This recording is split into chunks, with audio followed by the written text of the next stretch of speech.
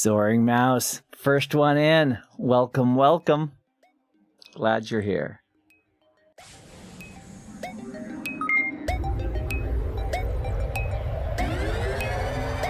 Amazing Camel, Green Piranha. It's gonna be a good day. Hello, Smart Goose. Welcome.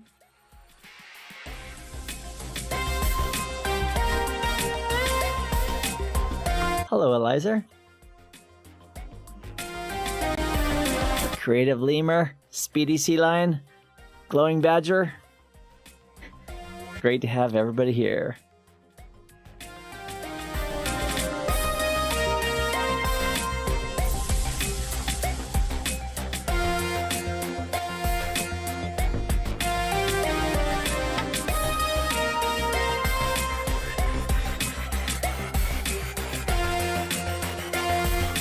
Hey, CMH TW94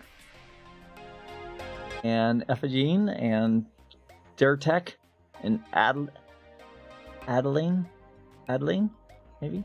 Alex? Daniel? Hello, hello. I just got back Friday night late from, I was in Maine. Great time. Good to be back in Las Vegas where it's nice and toasty. And I'm certainly glad to share a little bit of time today with all of you for this quiz. So if you're new in your journey in the world of CCNA, or if you've been here for a while, either way is great.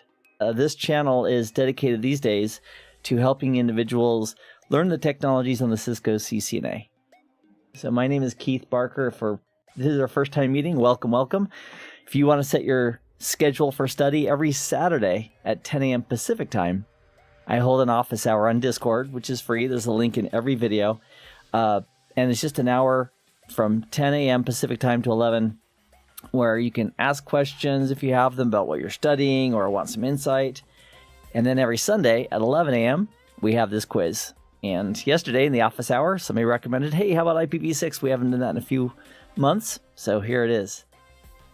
Oh, Chris Morgan is in the house. Chris, hi, doing well. Thanks for being here. Chris is one of our fantastic moderators who's volunteering his time, just like we all are, to helping other people. So good to see you, Chris, and everyone else.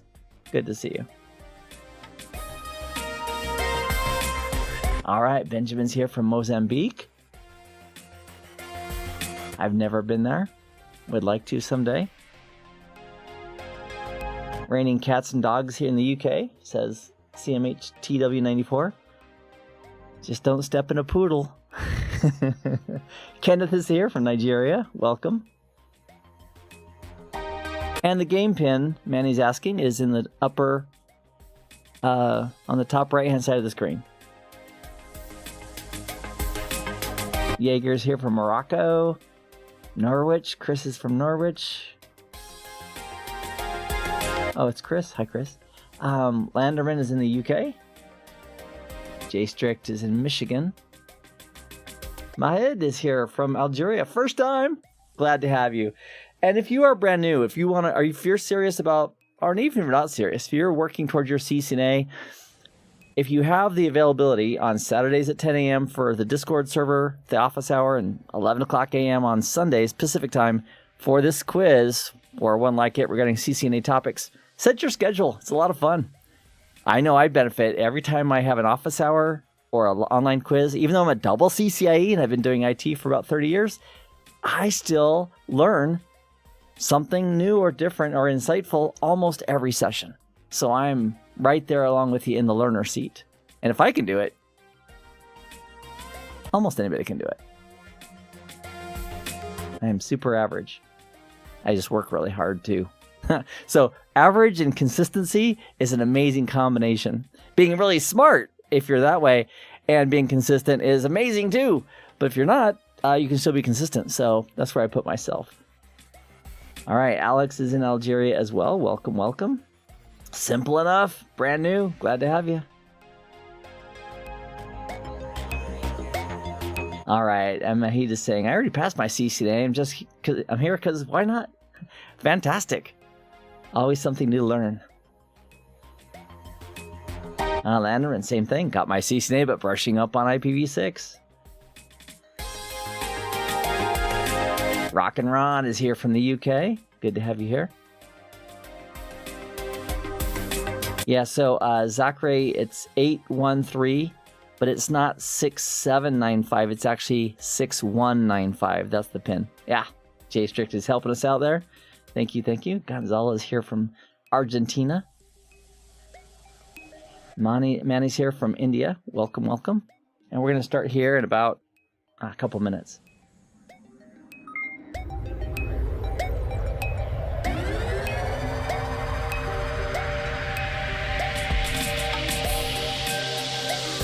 All right, Afghanistan is in the house. Welcome, everybody.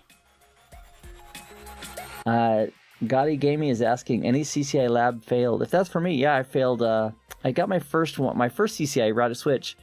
I got that in 2001, and I passed that the first time. But the only reason I passed it the first time was 8 months of study, 4 to 5 days a week, 4 to 5 hours a day, just on the CCA topics.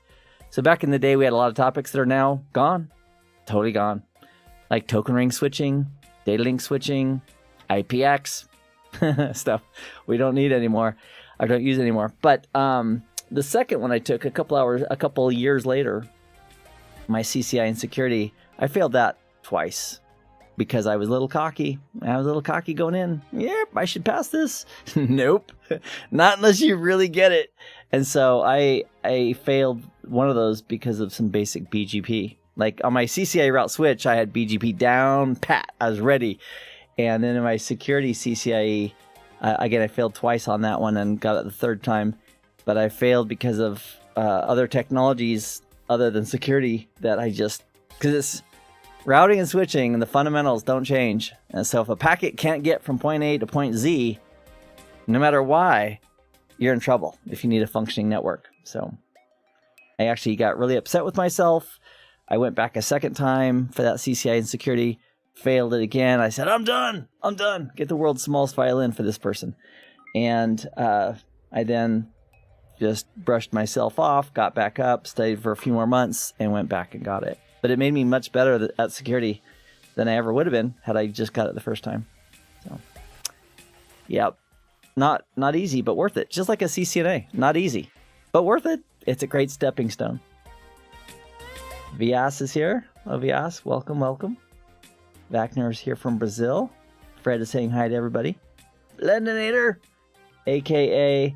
Dan, is in the house. Blendinator is one of all the moderators on our Discord server are fantastic. And Dan is absolutely no exception. I think Dan is from Canada. Am I putting the right emphasis on the right syllable there? Canada? Dan, great to see you. I'm moved by all the support that people are giving each other. And it's going to make a difference. It does make a difference. Getting my CCIE, let me back up. Getting my CCNA, my first one I ever got in 1999, which is like 23 years ago. That was the one most significant course direction I ever made, because that led to additional things with Cisco and CCNP and CCIE, and then other opportunities with Hewlett-Packard and Palo Alto and Checkpoint and Big IP with F5 and Microsoft and other vendors. But it all just starts with a direction and keep on moving. Samuel's in the house. Welcome. Emmanuel's from Nigeria. Welcome, everybody. We have an international crowd usually, and that's no exception today. Let me take a look at my watch. You know what? We're going to start off. If anybody comes in late and they feel like they want to post the answers in the chat, just kindly remind them to join the game. The PIN number should be at the very bottom of the screen. You can do it on their smart app or go to the website, Kahoot IT. Either way is great. And if I have somebody who's doing it a lot, who's posting, I'll just give them a little timeout as a fair warning, and then I'll take further steps if needed. Okay, for those of you who are new to this channel, my name is Keith Barker. It's good to meet you, virtually anyway. right after this quiz, if you have follow-up questions like, okay, I want to understand this better, or why was that answer that way, or whatever it is, we're going to hang out in the Discord server, my Discord server. The link is in this video description right after. So if you have further questions, I'll be there. You can just openly chat with me. No worries, no problem. My goal is to help make your life better by encouraging you and supporting you as far as helping you get your certification and the knowledge behind it. And with that, we are starting. I'm the OG of IT, and this is the August 2021 edition of IPv6. I think there's like 12 questions. Yep, exactly 12. Here's question number 1. What is used for layer 3 to layer 2 discovery in IP version 6? Looking for one answer here.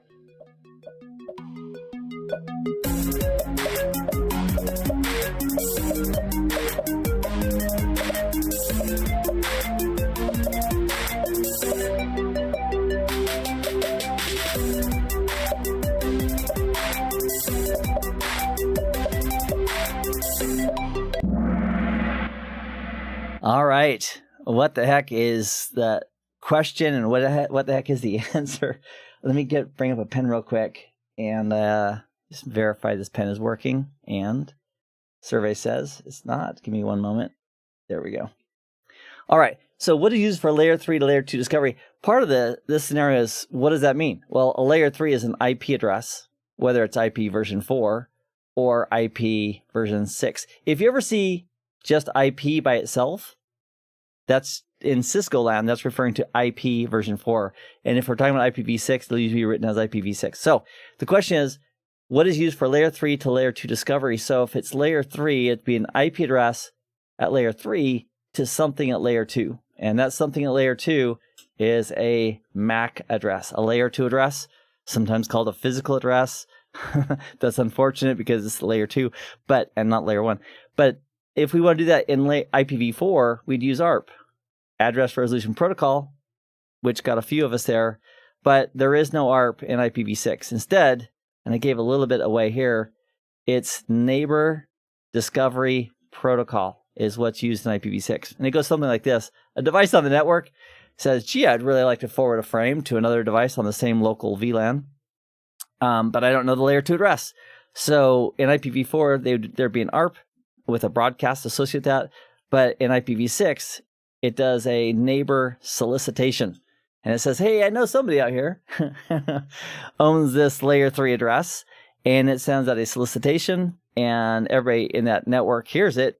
It's a multicast. And then when the response comes, when the person hears it who has the address, they respond back with a neighbor advertisement, and that has the layer 2 address in it. So in IPv6, it's all about neighbor discovery protocol, neighbor solicitation, router solicitation, neighbor advertisement, router advertisement, and it all falls under the umbrella of a neighbor discovery protocol. All right, now what I did for myself, this is primarily just for me, I randomized these. So although there's 12 questions, I don't know what exact order they come up in. And so for me, it's like every new question is a new question for me too, even though I wrote these. All right, let's see who's in first place. Legend Turtle. No wonder you're a legend, Turtle, with almost 1,000 points. Now, the faster you answer in the app or on the website for Kahoot.it, and down here on the bottom right, that is the PIN number. So if you are just getting here, that is the proper way to go ahead and respond. Just go to Kahoot.it or use the app on your device and then put in that PIN number, and away you go. The faster you answer correctly, the more points you get. All right. Here's question 2 of 12. Multiple select. Which multicast groups has gig 00 joined based on this output?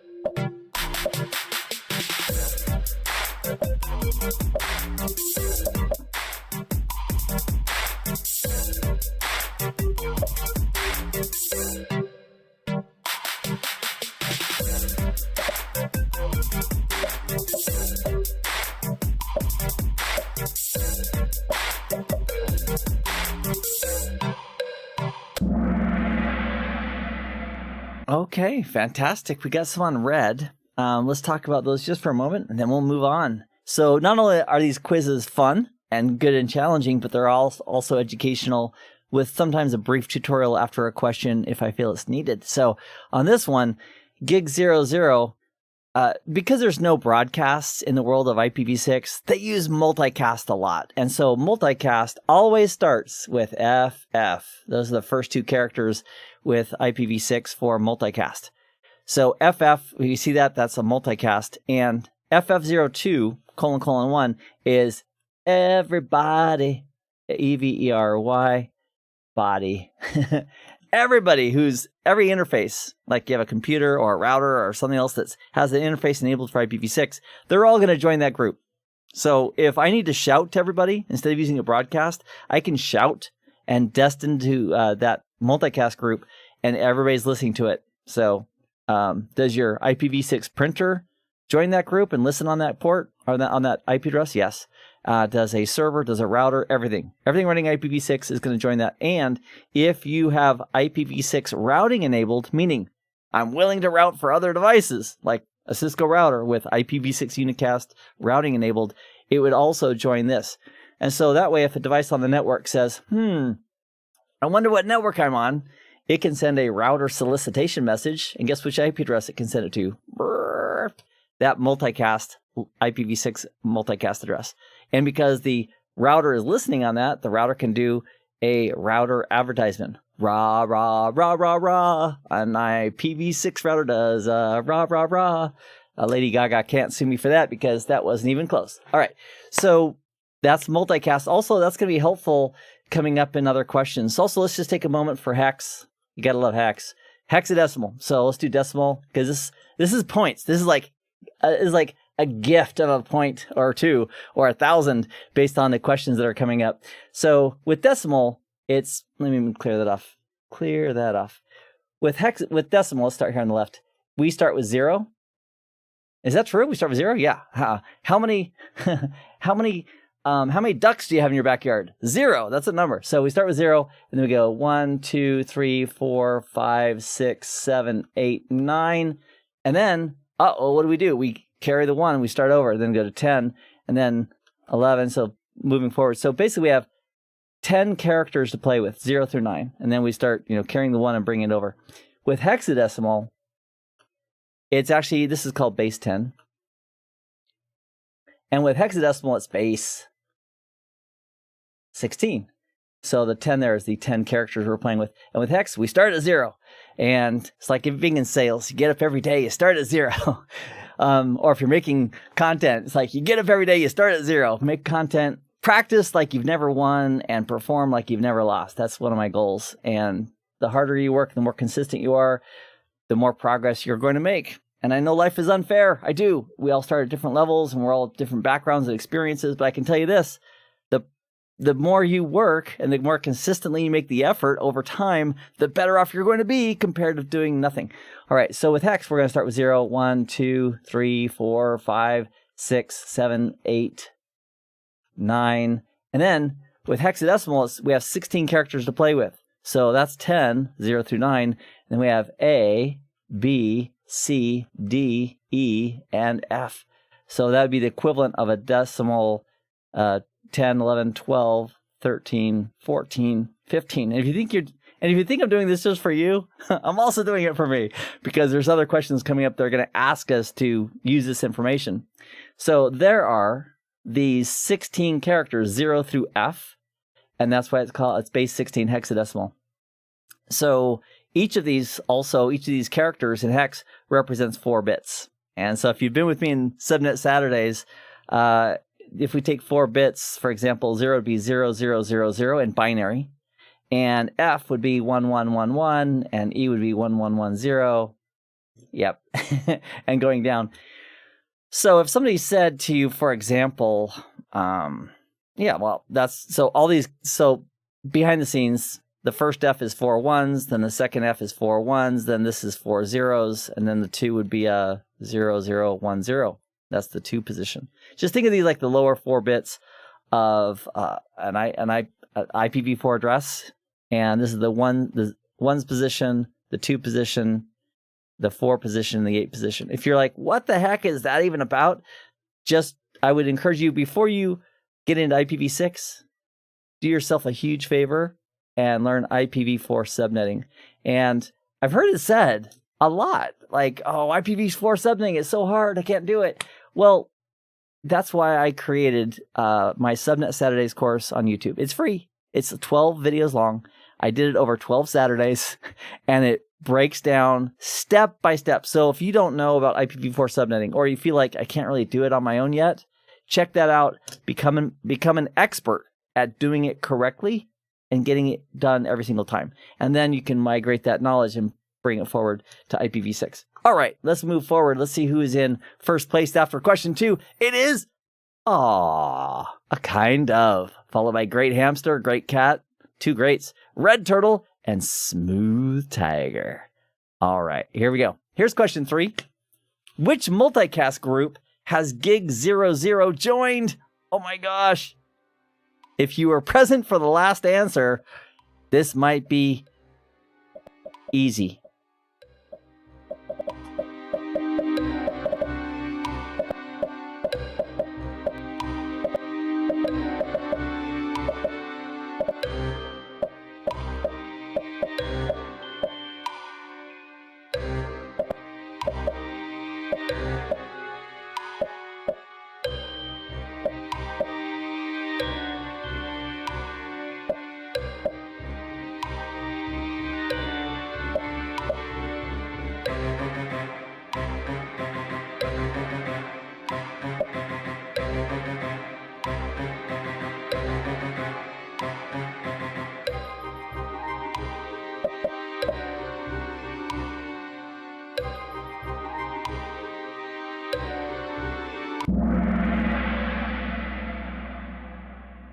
Awesome possum, we are in. Awesome work. And also I had a question. Somebody has to drop out. This will be saved. I'm going to save this exact stream as it is on YouTube, so they'll do it for me automatically. So you can come back tomorrow or the day after, and it'll just be there on the in the playlist of quizzes. Great work. Okay, so let's take a look at this output just for a moment, and you nailed it. So this is going to be quick.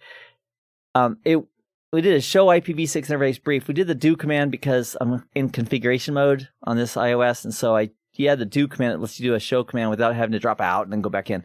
So I had IPv6 was not enabled on the interface, Gig 00. I then enabled it, which in the background did a few things, including got a link local address. But it also joined FF02::1 because it is an IPv6 speaking interface.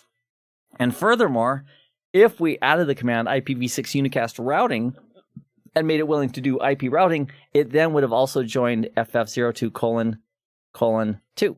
But this is perfect. And I will leave the : 5 as a mystery because it's coming up in another question, along with the link local addresses as well. All right, great work. Let me take a look at the queue real quick. Okay, great. Here we go. Kind of refuses to let go. Here's question number 4 in the IPv6 quiz. It's multiple select. It is also double points. Get your adrenaline going. Which command or commands would create a floating static route for 2001 DB8-2 with a 64-bit mask?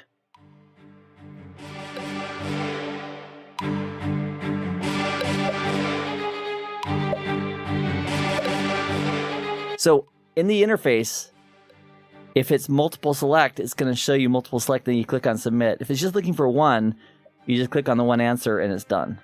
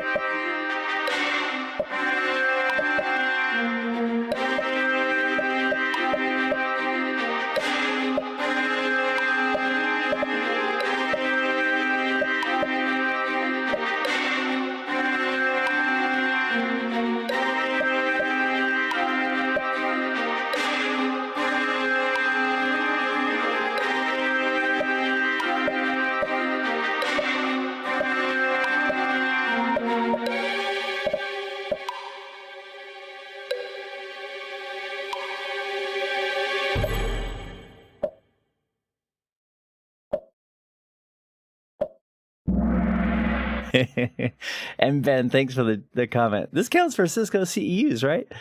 Fun stuff. This is free all around, but there's no continuing education credits for it. All right, which command or commands would create a floating static route for 2001 DB82::64? Great job by most and great attempt for the rest. Although if we add these up, we had more people that didn't get it than did get it. Let me just share with you some logic of how I would approach this. Now, we had a office hour, I think a week ago Saturday, that we did a sample quiz, and I got a couple wrong. I misread them, or I was rushing, whatever my excuse was, but I got a couple wrong. And I want to point out that you don't have to get every question right, but it's really important to understand how a technology works. And then you can demonstrate in an exam and have the best of both worlds. So if this is saying, what's a floating static route? Let me go and change my pen color here. A floating static route for this network. First of all, I'm going to say, well, this is out. That's a 128-bit mask. That's not the right route. So that's out. And then if the floating static route to replace 2001 or to back up 2001 DB82, I would find that in the routing table. So show IPv6 route. There it is right there. There's the network in question. And that is an OSPF learned route based on the decoded right there, the O. So, and it shows us right there the administrative distance, which is the default for OSPF. So it has to be worse than, a worse AD, it's going to be a floating static route in the background, than 110. So that means that 109's out. So these two are not even possibilities anymore. And then I just got to look at the right syntax. And then this one is the wrong network. That's the 2001 000 64-bit network. So that's out. And then I could just confirm that that's correct. That's how I would approach it. I would say, what is the question? What is the facts in that question? Which of the answers are not possibly true? And then narrow it down. And so I also would do this. I wouldn't just nix these and then say, oh, this answer must be right. I would take a look at this answer, give myself 30 seconds and say, IPv6 route 2001 DB82 with the same mask, whatever the next hop is, the next IPv6 address in the path, and then the administrative distance. That looks good. Boom, check it, move forward. In the CCNA exam, it's a one-way trip. There's no going back. So if you think 2 questions later, oh, that was the answer, it's okay. Just laugh about it. Just smile. Just don't laugh too loud because the proctor may think, what's going on? But just enjoy it. You're taking the live exam. There's going to be a few questions that you maybe missed. Like I was telling someone yesterday in the office hour, about, he had a question. It was a fantastic question, by the way. So we talked about it, elaborated on it, diagrammed it, discussed it. And then it was that same topic that I was talking about, that same technology, where I took the exam whenever I took it for CCNA. And then the next morning or the next day I was in the shower and I thought, oh, I got that one wrong. Here's what they meant. And so it took like a whole day later, like talking about delayed reaction. And that's totally cool. That's totally cool. You don't have to get 100% right. The goal is Cisco really wants you to understand the tech and the fundamentals. It's going to serve you. It's going to serve Cisco because they're going to have technicians, but it's really mostly going to serve you by learning how it works and labbing it up and practicing it. All right. Kind of. It is no longer on the top 5, but that's okay. There's plenty of time left. 17 players. Man, just dropped their combo streak of 3. Mountain Ant is at the top here. Keep on going, everybody. Glad you're here. Here's question number 5. It is multiple select. Which 2 commands will auto-generate any type of IPv6 address with info based from the MAC address, the layer 2 address? There's 2 correct answers on the board. Good luck.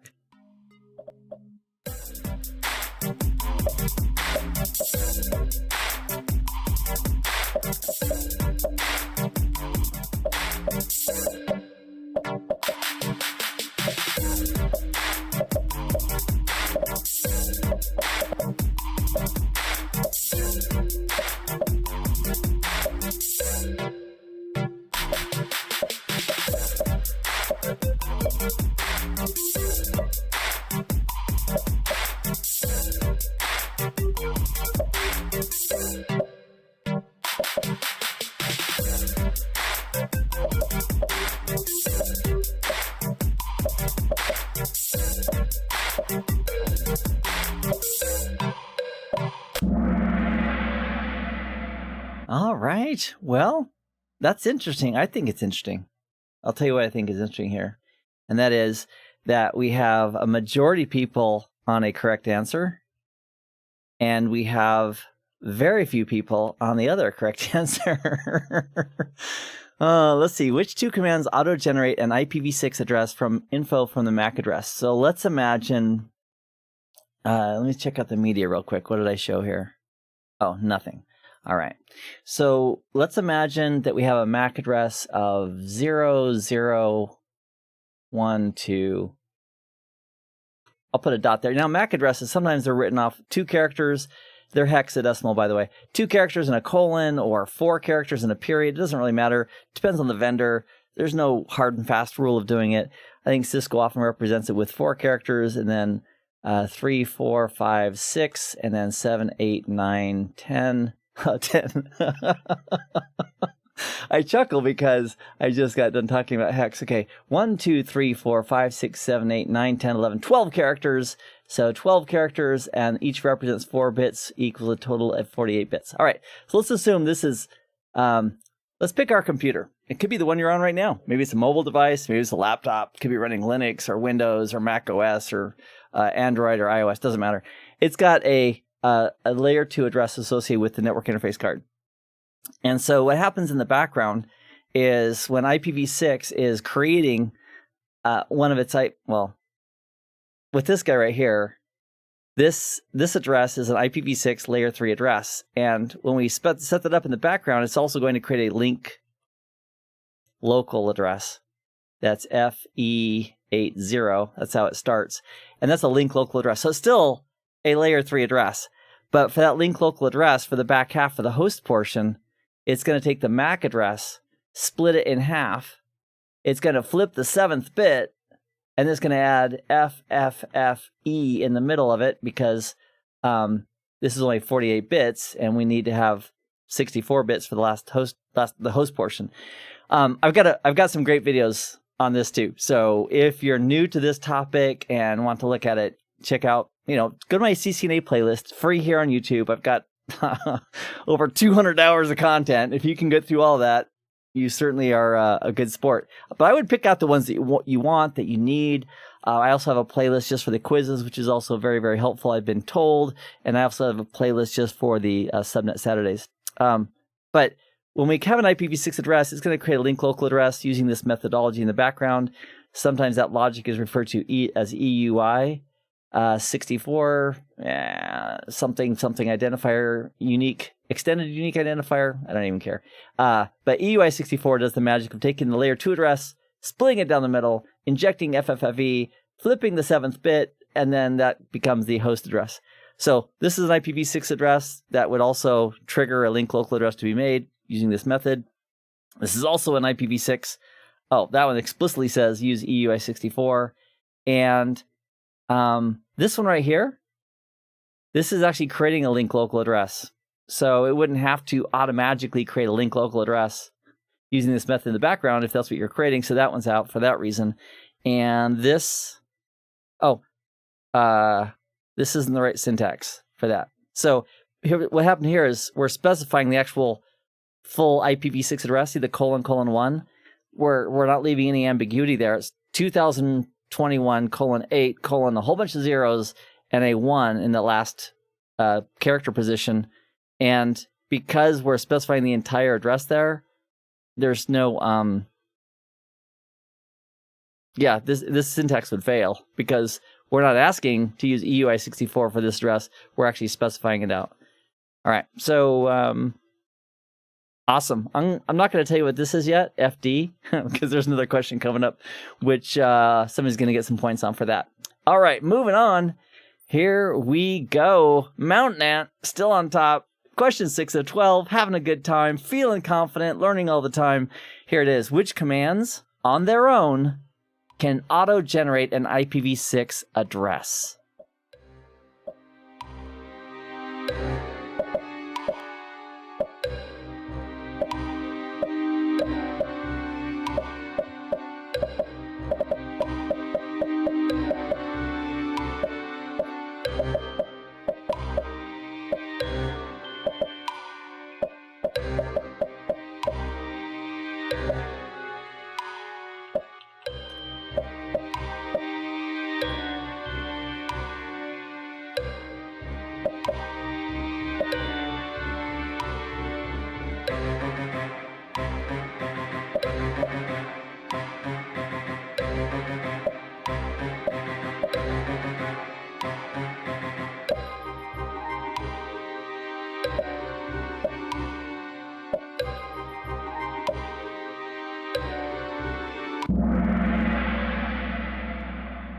All right. Fantastic work. So this guy right here is specifying an IPv6 globally routable addresses. I will give this away. Globally routable addresses in that first 4 characters are going to be 2xxx through 3xxx. So if you see an address that starts with that is a internet routable global IPv6 address. And if it isn't, start with something that's 2x or 3x, it isn't. Maybe it's a unique local address or something else, or a link local address. But so in this case here, if we create this IPv6 address, behind the scenes, it's creating a link local address, the FE80 address, which would be auto-generated. That's why this one is true. And this isn't the right syntax, so that's why that's not true. And IPv4 disable, I threw in as a distractor, and IPv6 enable will actually dynamically generate a couple of IPv6 addresses, one for the local network that you're on and also one for a link local address. So that's why those answers are true. Let's continue on.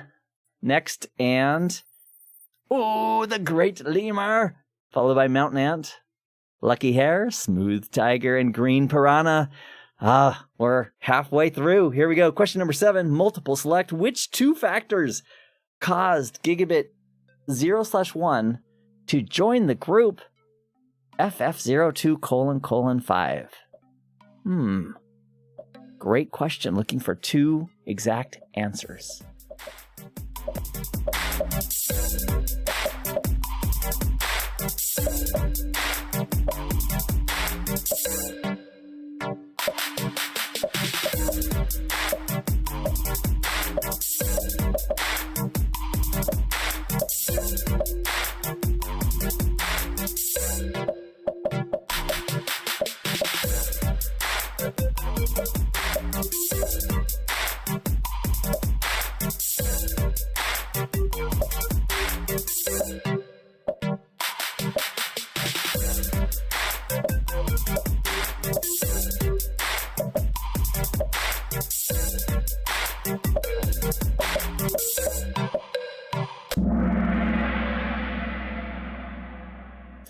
All right, 50-50 on the 2 correct options. Fantastic. And so if we have a router, so let's talk about joining multicast groups.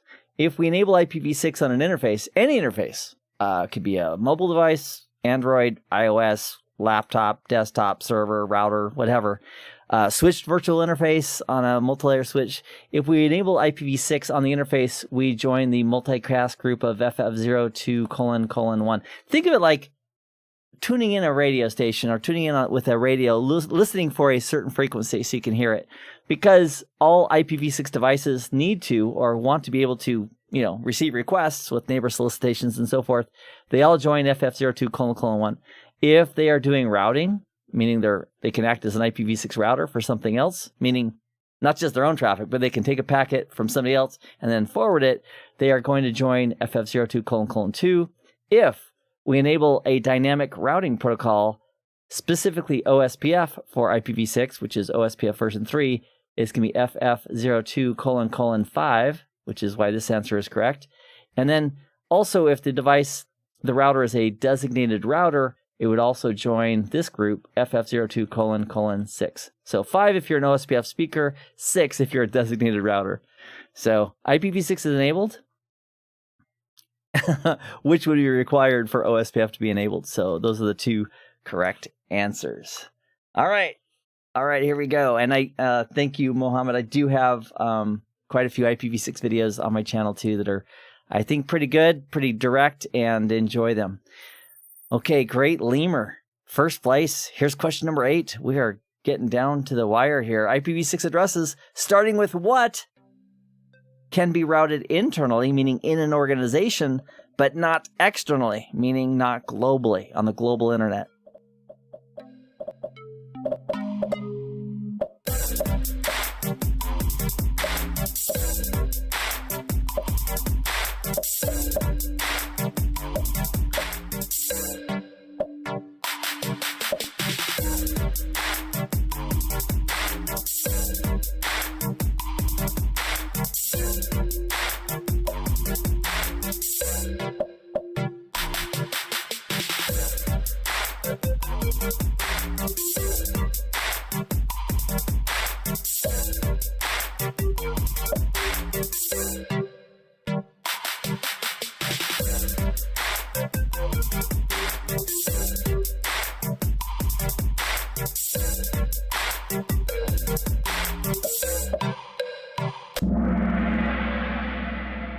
All right. Well, this deserves a little explanation too, I suppose. Again, I use the same logic in approaching this as any question that required a little bit of thinking about. So IPv6, great. We're dealing with IPv6. They can be routed internally. So let's just go ahead and take a look at internally. This is a unique local address. We're not using them a lot anymore, but it's a unique local address. Think of it like an RFC 1918 private IP address for IPv4, like the 10 network and 172.16.231 or 192.168 anything. We can use those in our company, but not routable on the internet. So that can be routed internally, but not externally. That's why this is true, and all the others are just baloney. Now that I think about it. Okay, why did we get so many people on green? Here we go. Let's talk about that for a moment. Let's say we have two devices. Let's call it a router and another router. It could just be any two devices. It doesn't really matter. They are going to have, hopefully, globally routable addresses on them if we need that traffic to be routed. And they are also going to have link local addresses, which is the FE80s. So a link local address is only good right here on this network segment. Think of it like in the same VLAN. So if this guy's FE80::1 and this one's FE80::2, the only place those addresses mean something to those two routers are on this network segment. So if we R1 wanted to forward a packet out here to this host on a different network segment, it couldn't use a source address of FE80 to forward that. So FE80 traffic is not able to be routed internally. That's why they call it a link local address. It's only good for that link where it's at. Yeah, I've got some videos on that as well. So that's why that one is not true. That got more than I thought it would. All right, yay to me. my goal is very clear for all of us. It's to learn and get better and just never stop. Never stop. Never give up. Just keep on learning and growing and pick new things up all the time and just keep that ball rolling. It'll change your world. It will. Even, when I was in tech school back in the 80s, I went to tech school. I learned all about color coding of resistors. Like on what's a resistor? Anyway, I learned all about stuff that I've never had to use in production. But I did learn many things I did use. And so I just learned them. And I went through and learned and kept on growing. And all that knowledge is going to come in handy. And some of it you may not use. That's true. But you don't know which of it you're going to use and which you're not going to use. So just learn everything they want you to learn and then keep on moving past. Don't stop once you get your certification. All right. And Great Lemur is in first place. Way to go. Here's question 9 of 12. Which of the following are multicast addresses? The faster you answer correctly, the more points you get. You don't even need to look at the screen for this. Just answer the question. Thank you, Daniel. And earlier, thank you, Dan, for the super sticker. And Daniel, I will answer your question right after this one.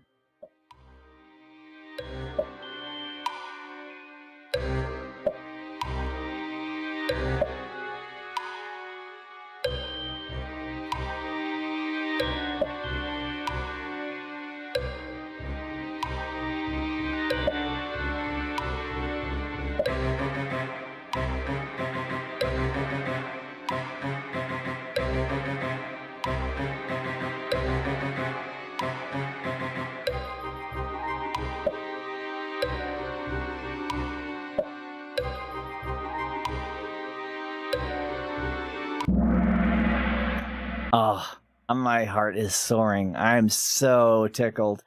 The eye candy there was just eye candy. We really didn't need to see this because multicast addresses in IPv6 all start with FF.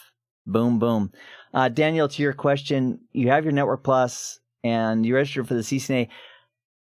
Many of the fundamentals regarding Network Plus that you learned in CompTIA's Network Plus, you'll be able to parlay and use in the CCNA. The CCNA is a bigger, more recognized certification as far as value than the Network Plus. So I would say use what you learned in Network Plus, bring it forward, get that CCNA as a stepping stone, and I don't think it'd be a waste of time. It might be easier for you because you might have learned things like subnetting and so forth. But Cisco CCNA wants to know, can you apply what you know regarding networking in a Cisco environment? And so just sprucing it up with some Cisco specifics regarding trunking and so forth and routing. I would definitely go for the CCNA and use that knowledge and continue on. Okay, great job, everybody. And first place, great, Lemur. Here's question 10 of 12. It is double points, and here it is. What will be the EUI64 host address for this interface, gig 0/2? And I'm going to have you focus on what is the current MAC address on gig 02, and everything else you don't need to look at. Good luck, everybody.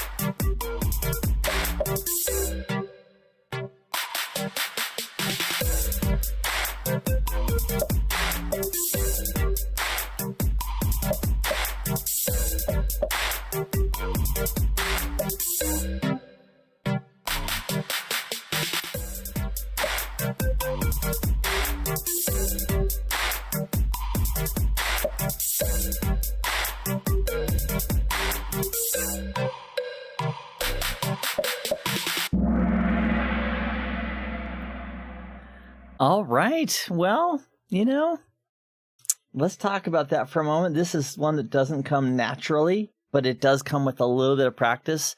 And I recommend that we do that practice right now. It won't take very long. It's simply going to be a little bit of a repeat. So this is the MAC address that's currently in use, and this is the BIA, same MAC address. So you can, on a Cisco device, and if on other platforms too that support it, you can actually manipulate what you want your MAC address to be. So on this router, on port 02 of the gig 02, it had from the factory this MAC address, and that's currently what it's using. So if we take that MAC address of 00E0 and put it there so it doesn't look like Oreo or anything like that, A3C7. And by the way, on the exam, if you haven't already seen it, I've got a short video on how to use the whiteboard tool if you're taking the online exam, and that way you can practice with it before you go to the exam. And you could use the whiteboard tool for just exactly this. A3C7, and then B403. And I would suggest not rushing this. In the exam, you might have 100-ish questions, and there might be a time limit. There is a time limit. But some questions are going to be straightforward and not require a lot of thinking, and others, like this, are going to require a little bit of thinking. And so for questions like subnetting or questions like this, where you may have to do a little bit of, considerations, if you need to take 2 or 3 minutes, take it. Take it. Don't worry about the next question, which you may or may not get right. Worry about this one. Give yourself a few minutes and take it time. Now, overall, you want to keep your eye on the clock and just be aware that you're not taking like 2 or 3 minutes on every single question, because you'll run out of time. But, if it takes a few minutes, take them. All right, so the rule is this. We are going to insert FFFE in the middle. So there's going to be a dividing line there. We're going to insert FFFE. So that's not so bad. However, we're also going to flip the 7th bit. And I have a video called That Flipping Bit or something like that. I think I made it because of, Morgan. One of our moderators in Discord was asked, we were chatting about it, and I said, let me make a 5 or 6 minute video, I think, on that topic. And I made a video about that flipping bit. And so if we take that that nibble, those 4 bits there, in binary, they look like this, 0000. That's the first one. And we'll put a colon there. I'm not going to put a colon there because that's not appropriate. So then I'll put a space. And then for this 0, but 0000. And then the rest are just those characters. So if we're going to flip the 7th bit, it would change from this to 4, 5, 6, 7 right there. Maybe like that. So that's in binary. And then if you take with that 7th bit flipped, these 4 bits would be 0. That's no 1s, no 2s, no 4s, no 8s. And here we have no 1s, but we have a 2, no 4s, no 8s. That'd be a 2 there. And so for those first 2 characters, we'd have 0, 2, then E0, put a point there just to separate it, then A3, then we're going to take the FFFE and inject that, FF, that's an F, period, FE, that's the other half there, and then C7, a period, and then the B403, which I'm hoping is an answer.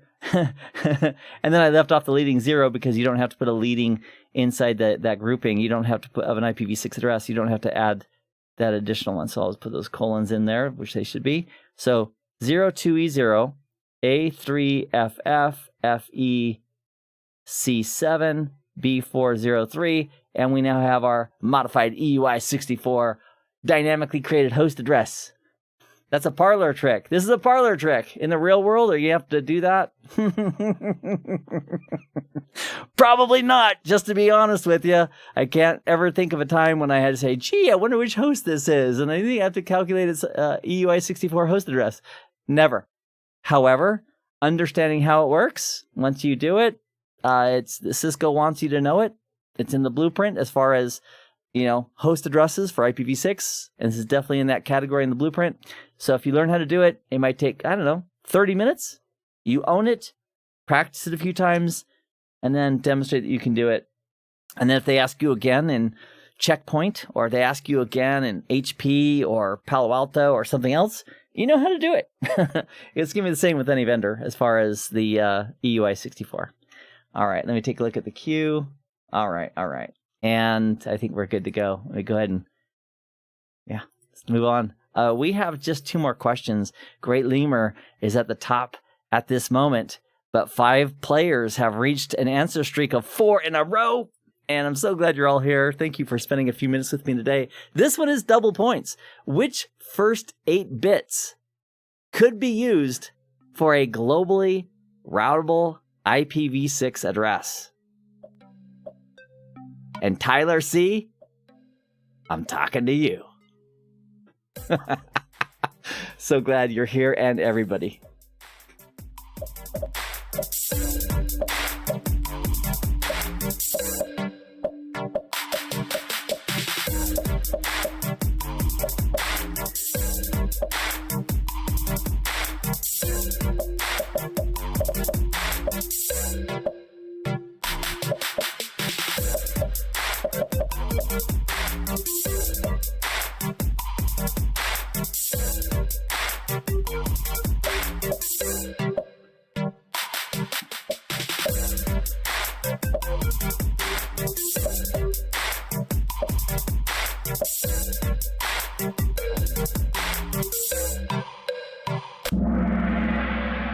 All right. Let me share with you how I would approach this question. I would first, what is this question really asking? It's really asking, do we know our IPv6 addresses? And so I think what I'd do is if it said globally routable address, I'd say, well, Keith just said, I just said, it's from 2xxx through 3xxx. X means you can fill in any hexadecimal character in that space, and it's fine. So 2000 through 3FFF, and that is a global routable address. So if you look at a 2 or a 3 for the first 4 bits, a 2 would be this, 0010, and a 3 for that first character, I'll put an arrow there, and a 3 would be 0011. You with me? That's the 1's position, 2 position, that's 3. So it's got to have as the first 4 bits either 0010 or 0011.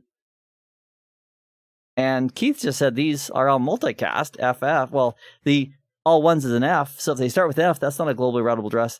That's the only possible option. Who took advantage of that?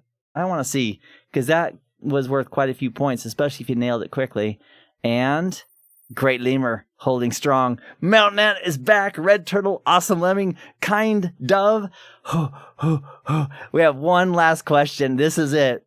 And right afterwards, we'll hang out in the Discord server if you have any other questions. Which command will hard code an IPv6 link local address, a layer 3 address, for gig 0/0? I just want to remind you that a link local address is still an IPv6 layer 3 address.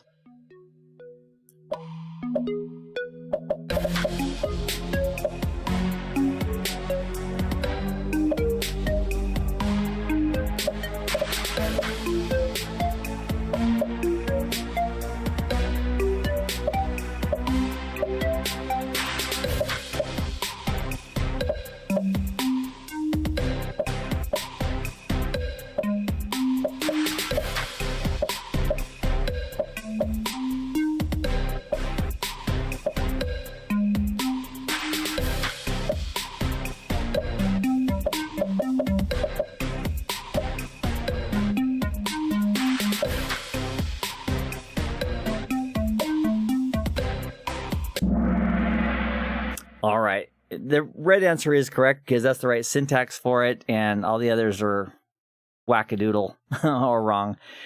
So one way of getting better with IPv6 addresses in general is to practice with them and lab it up. Packet Tracer, which is free from Cisco, is an amazing and strongly recommended tool that uses very little power because it runs as an app on your computer. It's free. Just go to netacad.com. Sign up for a free account at netacad.com, download Packet Tracer, and then I've got like 30 plus labs. I know other people on YouTube, Jeremy's IT Labs. I think it's Jeremy's Jeremy's IT Labs, Jeremy's Packet Tracer Labs. Oh, now let's put a link there. He's got a whole bunch of really good videos. David Bombal has good videos and good labs. Lots and lots of, I'm sure Chuck Keith has some really great labs or will be. So wherever you want to practice or however you want to practice, do the practice. That's going to help. Let's see who's on the podium. And then right after this quiz, I'll say goodbye here. And then if you want to hang out in the Discord server, I'll be in the CCNA voice chat room. It's just a room where everybody can talk. You can ask questions. And if you have any questions about any of these quizzes, or if you want to ask me a question personally and you couldn't make it to office hour on Saturdays at 10 a.m. Pacific, please feel free to join us right after this live quiz. All right, here is the podium.